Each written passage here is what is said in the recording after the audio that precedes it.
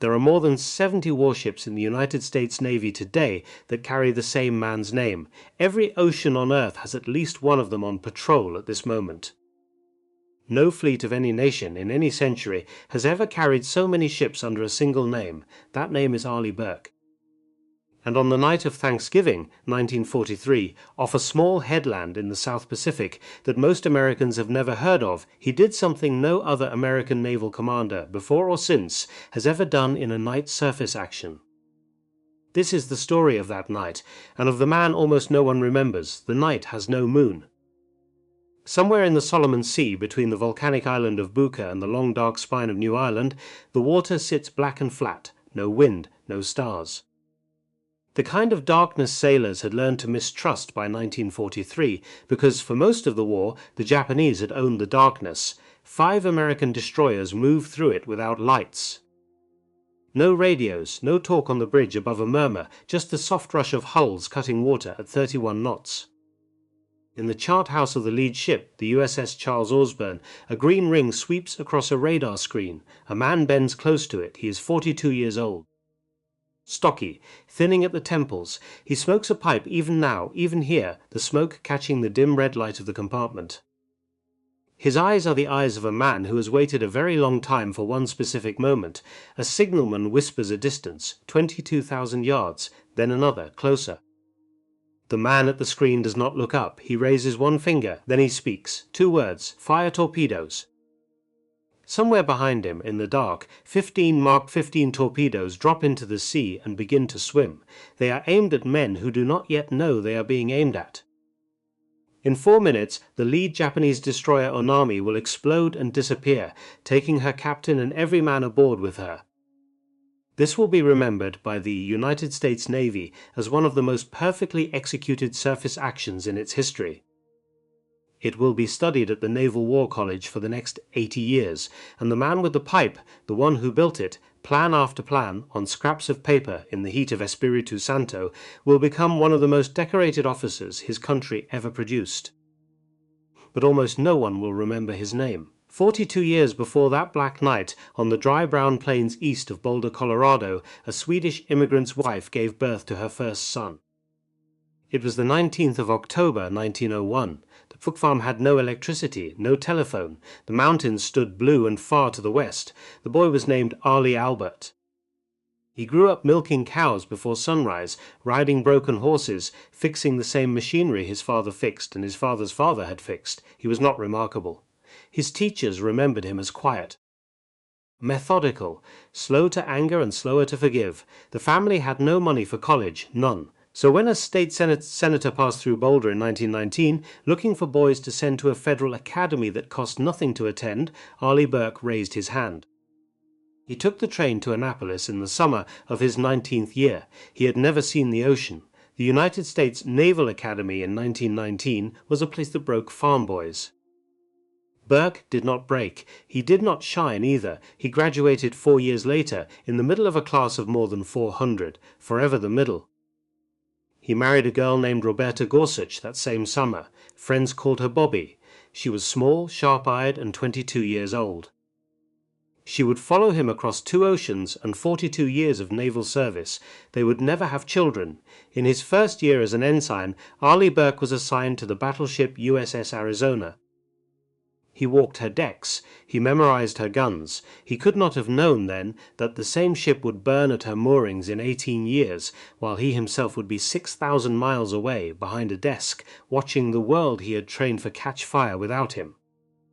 For 2 decades, Arleigh Burke went nowhere. He moved, he worked, he rose, slowly, from Arizona to other ships, then ashore to the Bureau of Ordnance in Washington, where the United States Navy stored its experts on bullets, shells, and fuses. Burke became one of them. He learned every type of naval gunnery round in service. He could draw the cross-section of a 5-inch projectile from memory. He spoke a little Japanese, picked up during a tour in Asia in the early 30s. None of it earned him a command at sea. Bobby followed him from port to port. She kept a habit. As soon as she saw where her husband's ship was docked, she would walk inland, find the first acceptable room they could afford, and rent it. They lived in narrow apartments. They did not save. They did not complain. By the autumn of 1941, Arleigh Burke was 40 years old and still ashore, a staff officer, a specialist, a man whose name appeared on memoranda about powder bags and propellant testing. On the morning of December 7th, he was at home in Washington when the news from Pearl Harbor came over the radio. The USS Arizona, the ship of his first commission, burned in the harbor with 1,177 men trapped inside her. Burke went to work the next day. To his desk, to his powder bags, he requested transfer to combat. The request was denied. His expertise in ordnance, the Navy said, was too valuable to risk in the Pacific. He requested again, denied. He kept requesting every few months for more than a year. The answer did not change. Months passed, then a year. Burke watched from a window in Washington as classmates of his sailed for the Solomons and the Coral Sea and Midway. Some of them did not come back. It was the spring of 1943 before the Navy finally let him go. 20 years of training, 15 months of war, and Arleigh Burke had still not fired a shot in anger. He was 41 years old when he stepped off a transport plane at Espiritu Santo in the New Hebrides into the heat and the rotting smell of the South Pacific. He had 18 months to make his name. He would need only 7. The war he stepped into was not the war the newspapers described. Back in Washington, the radio said the Pacific was being won. Midway, Guadalcanal, the tide had turned, but there was a stretch of water, narrow and deep, between the islands of Savo and Florida and Guadalcanal that the men who sailed it had begun to call Iron Bottom Sound. They called it that because of what lay on the floor. In August of 1942, off Savo Island, a Japanese cruiser force led by Vice Admiral Gunichi Mikawa fell on an Allied screen in the dark. The battle lasted 32 minutes. 4 Allied heavy cruisers went to the bottom. More than 1,000 sailors died. It would later be called the worst defeat the United States Navy had ever taken in a stand-up fight. In October, again at night, at a place called Cape Esperance, the cruiser USS Boise took an 8-inch shell in her forward magazine. She survived. 107 of her men did not. In November off Tassafaronga, 8 Japanese destroyers under Rear Admiral Raizo Tanaka turned in the darkness and fired long-lance torpedoes at an American cruiser force. The Americans had radar. The Japanese did not. The Americans still lost. 1 heavy cruiser sunk, 3 more crippled, nearly 400 American sailors dead in minutes. Tanaka lost 1 destroyer. The pattern repeated. Every time the United States Navy went into Iron Bottom Sound after sunset, the Japanese killed more Americans than the Americans killed Japanese. Sometimes by a margin of 5 to 1. Sometimes worse. The reason, the survivors said, was simple. The Japanese could see in the dark. They had trained for it for 20 years. They had night vision optics, perfect torpedoes, perfect doctrine, perfect discipline. American destroyer captains were taught to stay close to the cruisers and protect them. The Japanese destroyer captains were taught to attack first. The Tokyo Express, the nickname the Americans gave to the nightly Japanese runs down the channel between New Georgia and Choiseul, ran almost without challenge for months. Reinforcements reached Japanese garrisons. Wounded men were taken out. American Marines on the islands looked up at the ocean and saw an enemy who came and went at will. Somewhere in Washington, in those same months, Arleigh Burke had been inspecting fuse mechanisms. When he finally landed at Espiritu Santo, this was the inheritance, a war his navy was losing in the dark. He spent his first weeks watching. He went aboard destroyers. He read action reports. He found the gunnery officers and the radar operators and asked them what had gone wrong and what had gone right and what they would do differently if they were allowed. The Navy gave him a small command, Destroyer Division 43, then a larger one, Destroyer Division 44. He took both into combat. Neither distinguished itself in any way the public would have noticed. But Burke was watching and writing and thinking. He noticed that American radar, the new SG sets being installed on the Fletcher-class destroyers, could see Japanese ships before Japanese lookouts could see anything at all. The advantage was not by yards, it was by miles. He noticed that American doctrine wasted the advantage. Destroyers were tethered to cruisers. They were ordered to fire only when the cruisers fired. By the time anyone fired, the Japanese had already launched torpedoes from beyond visual range. He noticed that his own torpedoes, the Mark V, were not the equal of the Japanese long lance, but they were good enough if you fired them first and from close enough. He started writing memoranda, notes, tactical instructions to his captains: cut the destroyers loose, trust the radar, shoot the torpedoes first, the guns second, close fast and turn away fast. Do not wait for permission. On the 23rd of October 1943, Captain Arleigh Burke was given command of Destroyer Squadron 23, 8 Fletcher-class destroyers in 2 divisions of 4. Destroyer Division 45 was Charles Osborne, Dyson, Stanley and Claxton. Destroyer Division 46 was Spence, Thatcher, Converse and Foote. Burke moved his flag to Charles Osborne. He named the squadron the Little Beavers after a small Indian boy in a comic strip his sailors were reading at the time. They painted the figure on the bridge. They were proud of it. He gathered his 8 captains in a wardroom at Tulagi. He laid his ideas in front of them. They did not have to agree, he told them. He also told them that if they sailed with him, this was how they would sail. None of them argued. And then, in the last week of October, the orders came down from Admiral William Halsey himself. The Marines were going to land on the island of Bougainville. Burke would screen the landing. There was just one problem. The Fletcher-class destroyers were rated at 37 knots. On paper, new, freshly maintained, with hulls scraped clean. Burke's 8 ships were not new. They had been at sea on continuous patrol for months. Their hulls were fouled, their boiler tubes were scaled. The strongest of them could make 34 knots if pressed. The slowest could not exceed 30. Burke begged Halsey for time, a week in port, 3 days even to clean the hulls and tune the boilers. He was told no. The Marines were landing. There was no time. So when Captain Arleigh Burke radioed his readiness reports to Fleet Command in the last days of October 1943, every one of them began with the same 4 words. Proceeding at 30 knots, it was not a description, it was a complaint sent over and over every day into the void of higher command. Halsey did not answer. Not yet. The Solomon Islands lie in a chain that runs southeast from the equator like a row of bad teeth. By the autumn of 1943, every name on that chain had become a graveyard. Guadalcanal, Tulagi, New Georgia, Vella La Vella. The Marines had taken them one at a time, paying for each island in blood, malaria and time. Bougainville was the next island in the chain. It was also the last. Take Bougainville, and the American air war could finally reach Rabaul, the great Japanese fortress at the northern tip of New Britain, the place from which every Japanese ship and every Japanese plane in the South Pacific was supplied. Take Bougainville, and the Southern Solomons campaign was effectively over. The 1st of November 1943, just before dawn, the 3rd Marine Division began landing at Cape Torokina on the western coast of Bougainville. Higgins boats grinding into a beach lined with mangrove and dark green jungle. Japanese shore batteries opened up from positions inland. The Marines pushed forward. Out at sea, screening the landing, were 3 task forces of American warships under the overall command of Rear Admiral Theodore Stark Wilkinson. One of them, Task Force 39, was a covering force of 4 light cruisers and 8 destroyers under Rear Admiral Aaron Stanton Merrill, 53 years old, a Mississippian from Natchez.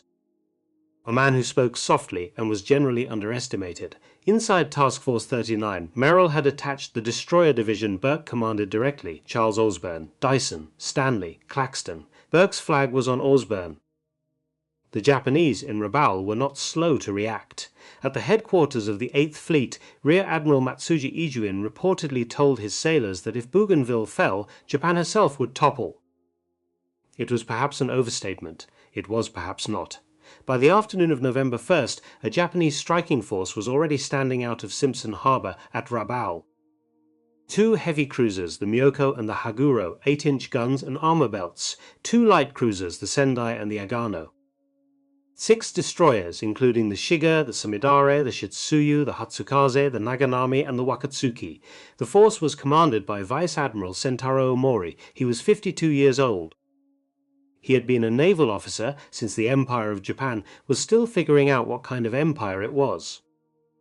His orders were to find the American landing force and destroy it before sunrise. He came south through the rain.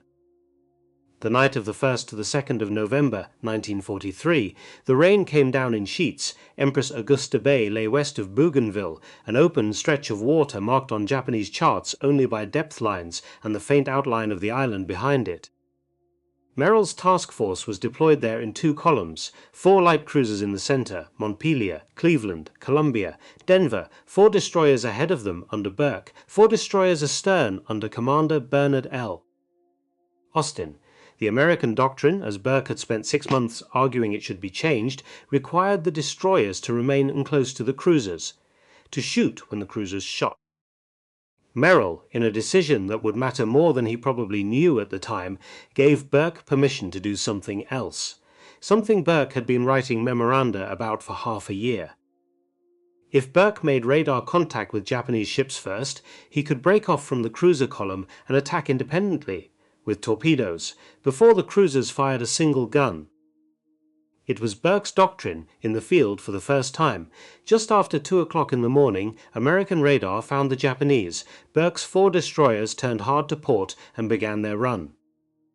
Their orders, his orders, were clear, close to within 5,000 yards. Launch torpedoes, turn away. Do not announce yourself until the torpedoes are in the water. The 4 destroyers picked up speed.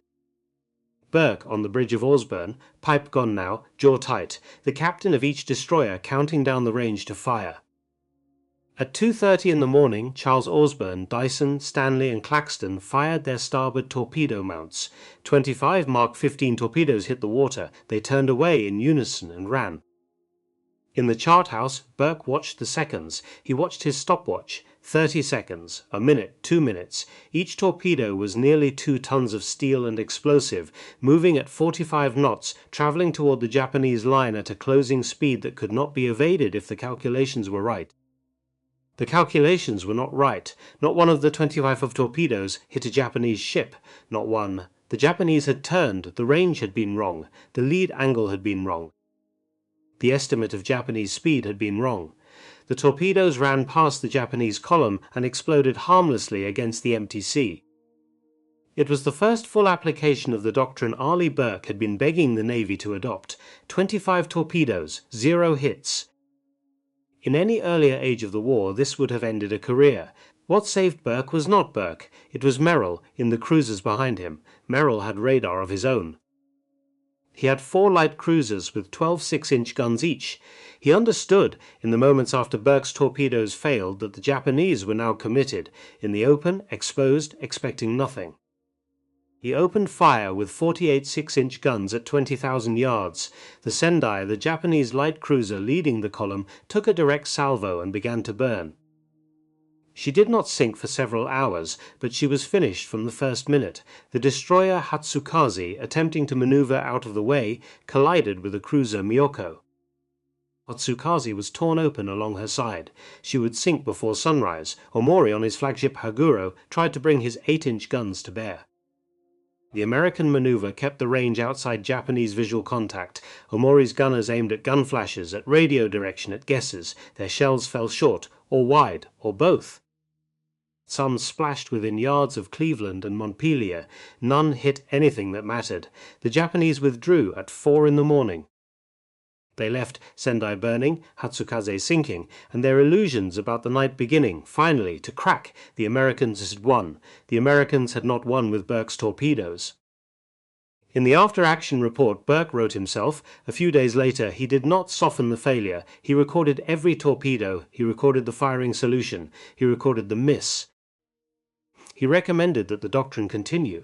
He recommended that the targeting data be revised. He did not, in any document that survived, blame anyone but himself.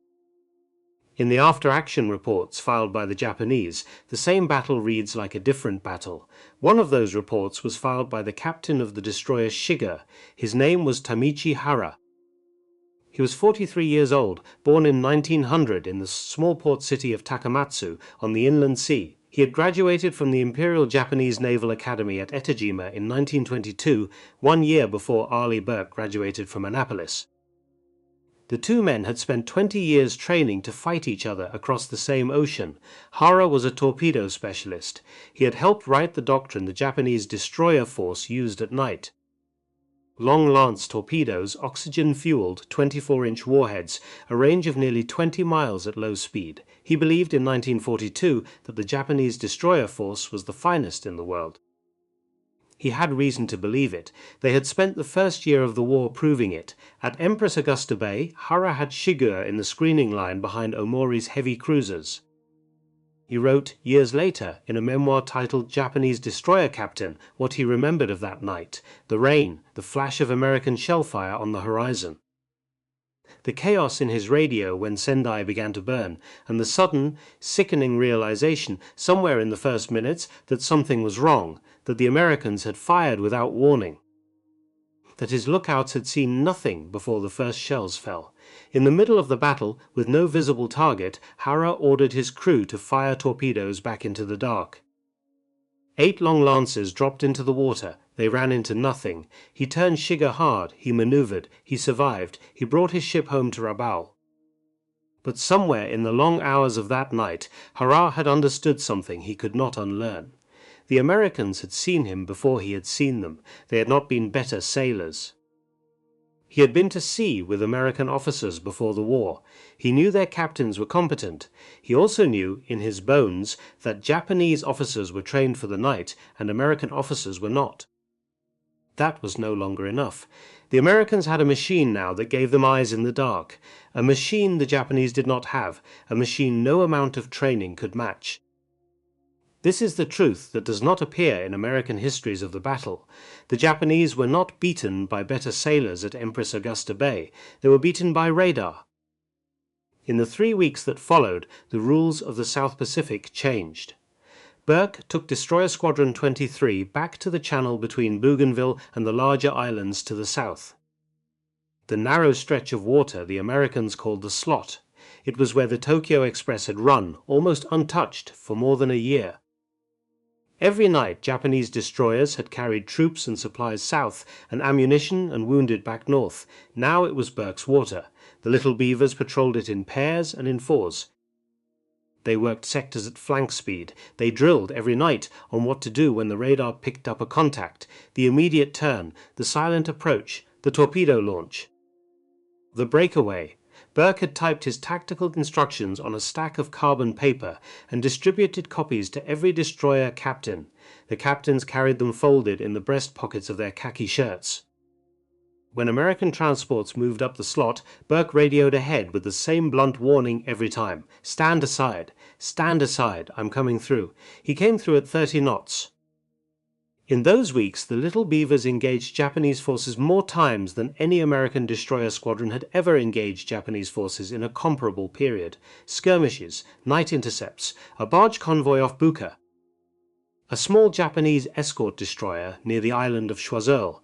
The men of Destroyer Squadron 23 began a tradition. On the bridge of each destroyer, above the wheel, the bosun's mates painted a small symbol every time the squadron sank a Japanese ship. The symbols were not crossed flags, they were not anchors, they were tiny grass huts on stilts, tropical privies, latrines. It was a joke from earlier in the year, when the squadron had once run so close to a Japanese-held shoreline at flank speed that the wake had knocked over outhouses along the water's edge. The image had stuck.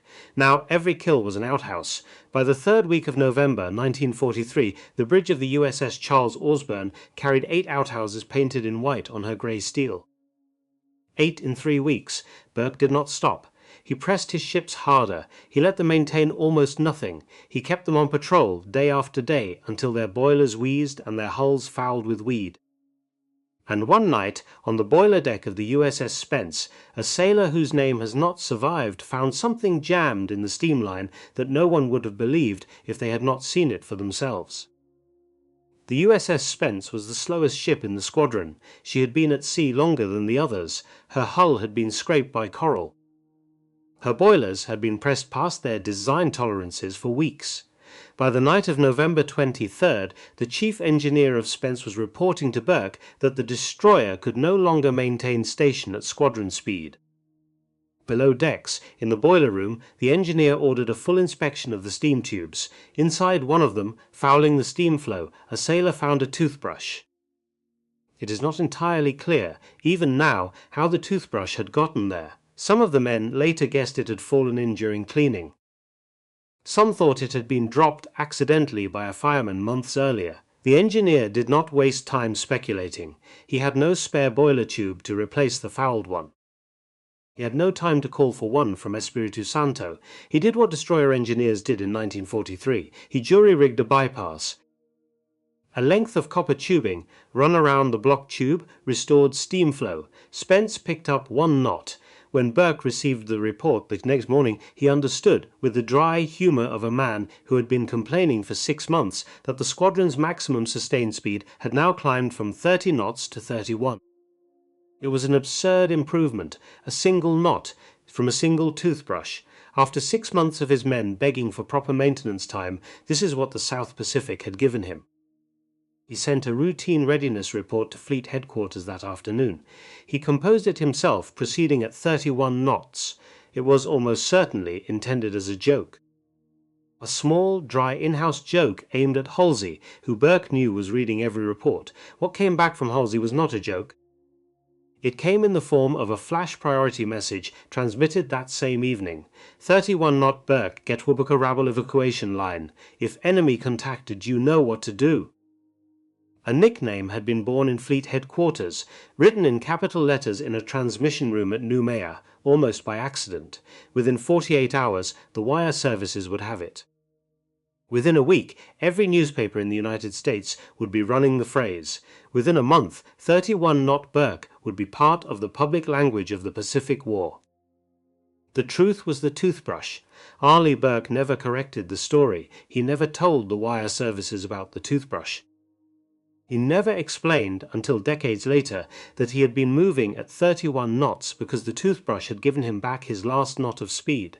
Halsey's message went on after the new nickname. The phrase was Halsey at his clearest. No diagrams, no commentary. A standing order Burke could execute without further consultation. The intelligence behind the order came from American codebreakers in Hawaii.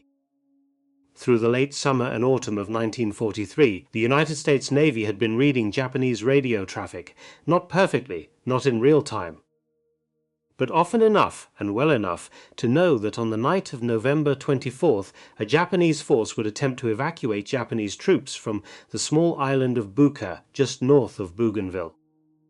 Buka had become untenable. American air attacks were grinding the small Japanese garrison there into ruin. Tokyo had decided to pull the survivors out. The evacuation force, the Americans knew, would consist of 5 Japanese destroyers. 3 of them would carry the soldiers, 2 of them would escort. The escorts were Onami and Makinami. The transports were Amagiri, Yugiri, and Uzuki. In overall command of the force was Captain Kyoto Kagawa. He was approximately 50 years old. He had entered the Imperial Japanese Navy as a cadet in 1917. He had served in destroyers, in cruisers, on the staff of the combined fleet. He had been promoted to captain in 1942 and had taken command of the 3rd Destroyer Squadron in 1943. He was, by every measure, a professional. He was also, by November of 1943, a man running an evacuation in waters he no longer controlled. His orders were to make landfall at Buka after dark on the 24th, load the troops in less than 2 hours, and be back at sea before midnight. He would then run northwest at flank speed toward Rabaul, behind the cover of the New Ireland coastline. The route would take him past a point of land called Cape St. George. On the American side, Burke received Halsey's flash message at fueling rendezvous off the coast of New Georgia with 5 of his 8 destroyers on station. The other 3 were elsewhere on independent missions. Burke would take what he had. The 5 destroyers were Charles Osborne, his flagship, Claxton, Dyson, Converse, Spence. Burke ordered the formation to top off fuel and weigh anchor. It was the afternoon of November 24th. He had less than 10 hours to get his destroyers into position. The 5 American destroyers ran north at 31 knots. The sea was black, the sky overcast. A low ceiling of cloud trapped what little light there was on the water and gave back none of it. Burke stood on the open wing of the bridge of the Charles Osborne, pipe-lit, eyes on the radar repeater set into the bulkhead in front of him. He had organized his 5 destroyers into 2 divisions for this approach. The first division, his own, was Charles Osborne, Dyson, and Claxton. They would lead. They would be the attack element. The 2nd Division, 4,000 yards behind on the starboard quarter, was Converse and Spence under Commander Bernard Austin. They were the reserve. Their job when the time came was simple. Be in position to finish whatever the 1st Division crippled. Radio silence was absolute. No transmissions, no depth-finding pings, even hand-signaled flags between ships were avoided. The little Beavers were a black formation moving across black water. Inside the chart house of every destroyer, the same calculations were being made and remade. Time to Cape St. George, speed of advance, expected position of the Japanese force. Burke had assumed the Japanese would steam at 26 knots and would pass Cape St. George at approximately 1:40 in the morning. He had positioned his squadron to intercept that exact spot at that exact minute. The math was tight. If the Japanese were faster than expected, Burke would arrive late. If they were slower, he would arrive early and might be sighted. In the dark, every man on the Osborne who could be at his battle station was at his battle station. Torpedo men on the deck above, gunners at the 5-inch mounts, lookouts in the bridge wings. The chief radar operator, a young petty officer, sat in front of the SG screen with his face inches from the glass. Burke himself did not sit. He stood at the bridge for the entire run, 4 hours, 5 hours. He smoked one pipe to ash and lit another. He did not eat. He did not speak above a low murmur to his executive officer. Years later, the men who served under him would say that what they remembered more than anything else from that night was the quiet. The disciplined, unbroken, exhausted quiet of 5 destroyers moving at 31 knots into a fight that the Japanese did not know was coming. It was now 1 in the morning of November 25th, 1943. Thanksgiving Day in the United States. Aboard the Japanese destroyer Onami, 14 miles to the north, Captain Kyoto Kagawa was finishing his evacuation. His 5 destroyers had reached Buka after dark and loaded the last of the Japanese garrison aboard in less than 90 minutes. He was running ahead of schedule. He had begun his northwest run toward Rabaul shortly after midnight. His 3 transport destroyers, Amagiri, Yugiri and Uzuki, were in column behind his 2 escorts. Kagawa did not have effective radar. The Japanese Navy had been developing radar throughout 1943, but the sets available on destroyers were inferior in range and reliability to the American SG. Onami carried a Type 22 surface search set, but it had been giving intermittent returns for hours. Kagawa was navigating as Japanese destroyer captains had always navigated, by chart, by compass, by lookout. His lookouts were among the best trained night observers in any navy in the world.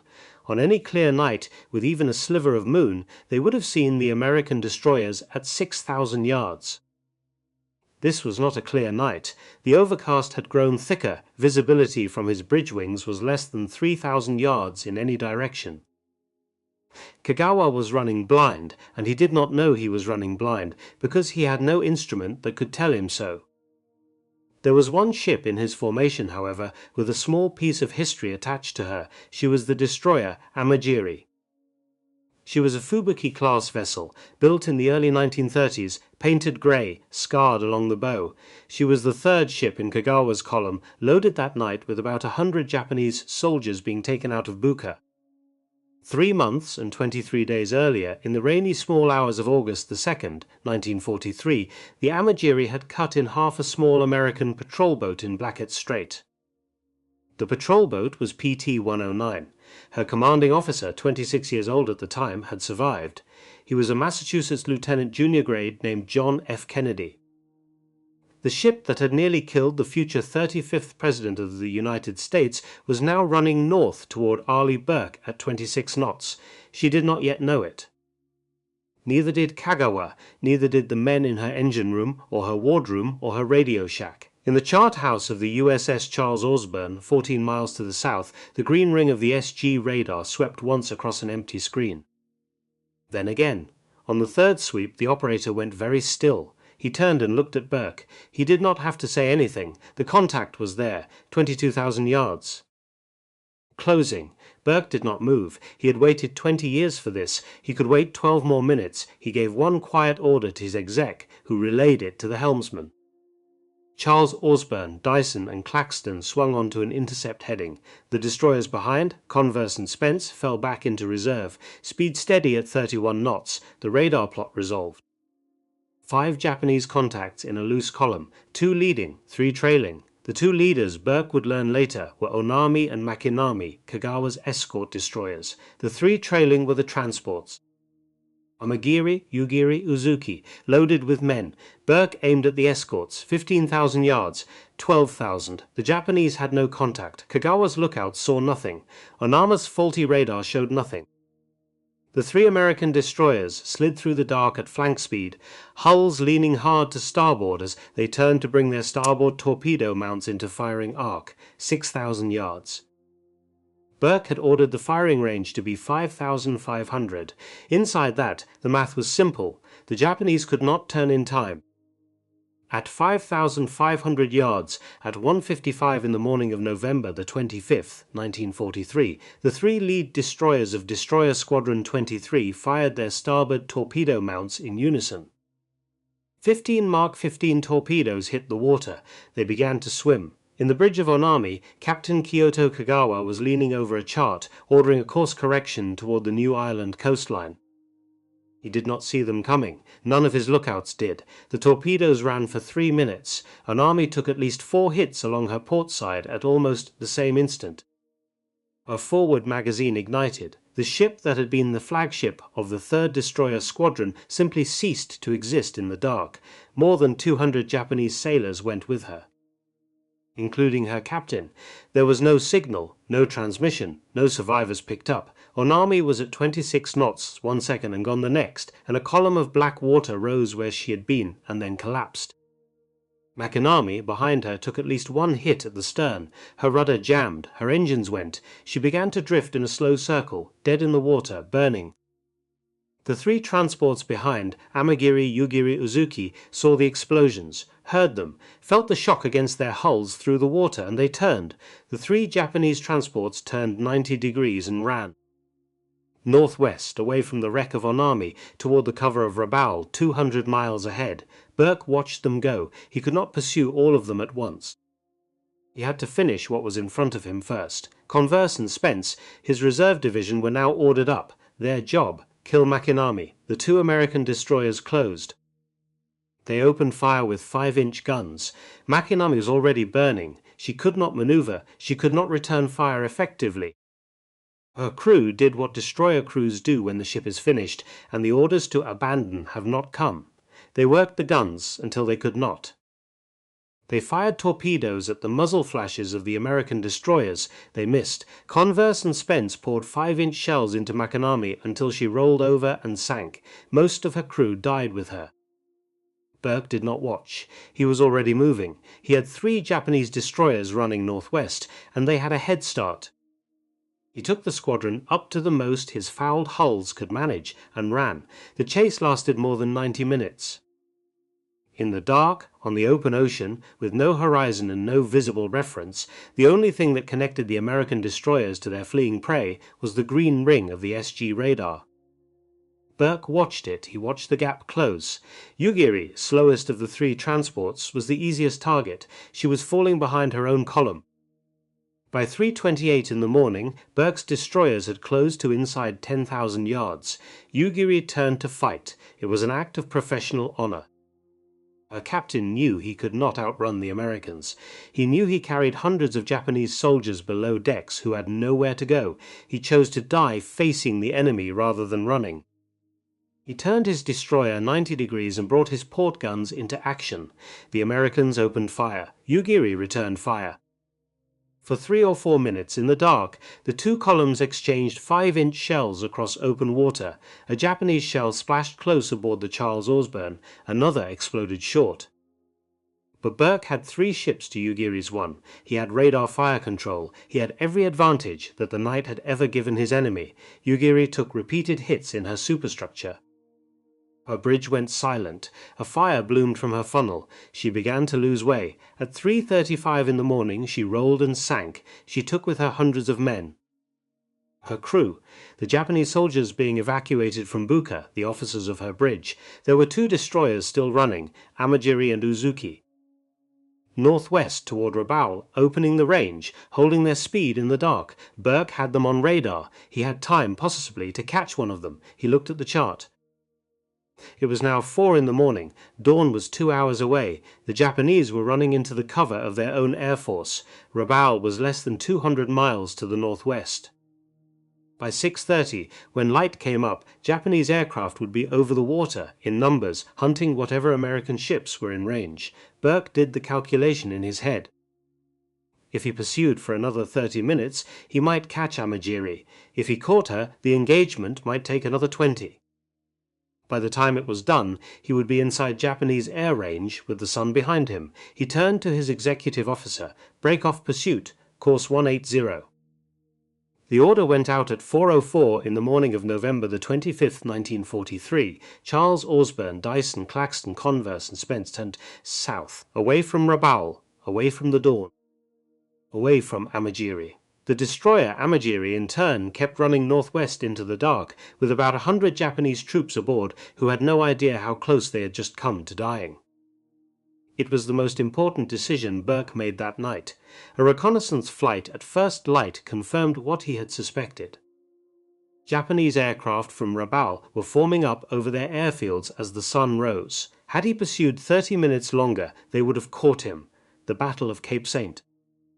George ended at first light on Thanksgiving Day, 1943. 3 Japanese destroyers sunk: Onami, Makinami, Yugiri. Hundreds of Japanese sailors and soldiers dead in the South Pacific dark. 2 destroyers escaped, including the Yugiri. American losses: 0. No American ships lost. No American ships significantly damaged. No American sailor killed. 5 destroyers had engaged 5 Japanese destroyers, sunk 3 of them, and come home with their paint scratched but their hulls intact.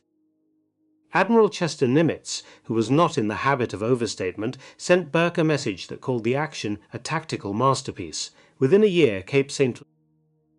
George had become a teaching case at the Naval War College. It is still taught there today. Young surface warfare officers in the United States Navy in 2026 learn what Arleigh Burke did at 1:55 in the morning on November 25, 1943, the way they learn what Spruance did at Midway and what Halsey did at Leyte Gulf. But the men who fought it went on. 3.5 months later, in March of 1944, Captain Arleigh Burke was reassigned. Vice Admiral Mark Mitcher, commanding the fast carrier task forces of the Pacific Fleet, asked for him by name. Mitcher needed a chief of staff who understood surface combat, gunnery, and the new tactical realities of the war. Burke left Destroyer Squadron 23. He never commanded ships in surface combat again. For the remaining 17 months of the Pacific War, Burke flew aboard aircraft carriers instead of riding destroyers. He served Mitcher in the Marianas, in the Philippines, at Iwo Jima at Okinawa. On the 11th of May 1945, off the coast of Okinawa, 2 Japanese kamikaze pilots flew their aircraft into the carrier USS Bunkhill, Mitcher's flagship. Almost 400 American sailors died. Burke survived. He helped evacuate the wounded and transfer the staff to a new flagship. 3 days later, on the new flagship USS Enterprise, another kamikaze hit. He survived that one too. When the war ended in August of 1945, Arleigh Burke was 43 years old. He had been in combat for less than 3 years out of 22 in the Navy. It was enough. He came home. He took staff and command assignments. He went to the Korean War as part of the United Nations truce negotiating team, sitting across the table from North Korean and Chinese officers in a long cold tent at Panmunjom. And in Korea, he met the Japanese again, not as enemies, as potential allies. The United States by 1950 had begun to understand that an unarmed Japan was a liability in the Cold War. Tokyo needed a maritime force again, a coast guard, eventually a navy. In the early 1950s, the Pentagon turned to officers who knew the Japanese, respected them, and could speak with them on equal terms. They turned to Arleigh Burke. Through 1952 and the years that followed, Burke worked with a former Imperial Japanese Navy admiral named Kichisaburo Nomura, who had been the Japanese ambassador to Washington at the time of Pearl Harbor. The two of them, the American who had killed more Japanese destroyer crews than any officer in the war, and the Japanese diplomat who had failed to prevent the war, sat across the same conference tables. They built, between them, the framework for what would become the Japan Maritime Self-Defense Force, the new Japanese Navy, born in 1954, trained by Americans, equipped at first with American hulls. The man who had emptied Onami of every soul aboard helped restore to Japan the right to put hulls in the water at all. The Japan Maritime Self-Defense Force has honored Arleigh Burke ever since. They placed his portrait at their headquarters in Tokyo. They invited his widow to their events for years after he died. A history of irony, a history of war that does not end the way we are usually told it ends. In August of 1955, President Dwight Eisenhower appointed Arleigh Burke as Chief of Naval Operations. He was reappointed twice. He served 6 years in the position, longer than any other man in the history of the United States Navy. He shaped the nuclear fleet. He pushed through the Polaris submarine program, the missile boats that gave the United States the ability to retaliate from beneath the sea. He retired in 1961. He was 59 years old. He lived another 35 years in Fairfax, Virginia, in a quiet brick house with Bobby. He smoked his pipe. He gave occasional speeches. He answered letters from young officers. On the 16th of September 1989, the United States Navy launched a new destroyer at the Bath Iron Works in Bath, Maine. She was the first of her class. The Navy had named the class in his honor. Bobby Burke, 88 years old, walked up to the bow of the ship and broke a bottle of champagne against the steel. The hull slid down the launching ways into the cold Atlantic. 2 years later, on the 4th of July 1991, the USS Arleigh Burke, DDG-51, was commissioned at Norfolk, Virginia. Burke was 89, frail, standing. He gave a short speech. "This ship is built to fight, you had better know how." That was the line. That was almost all of it. He died less than 5 years later, on the 1st of January 1996. He was 94. Bobby followed him in October of 1997. There are now more than 70 Arleigh Burke-class destroyers in commission with the United States Navy. They patrol every ocean. They are the most numerous class of large surface combatants in any navy in the world. They are still being built. Each one carries the same name. Each one carries the same painted phrase somewhere on the bridge in honor of the men who first wore it, the little Beavers of Destroyer Squadron 23. But the story of the man, the actual man, the farm boy from Boulder, the desk-bound ordnance specialist who was 41 before he heard a shot fired at him in anger, the captain who took 5 destroyers into the dark on Thanksgiving night, 1943, and brought all 5 of them home. That story has begun to fade. It is fading even now. In the chart house of a destroyer somewhere, on patrol tonight, the green ring of an SG radar still sweeps across a black screen. 22,000 yards, closing.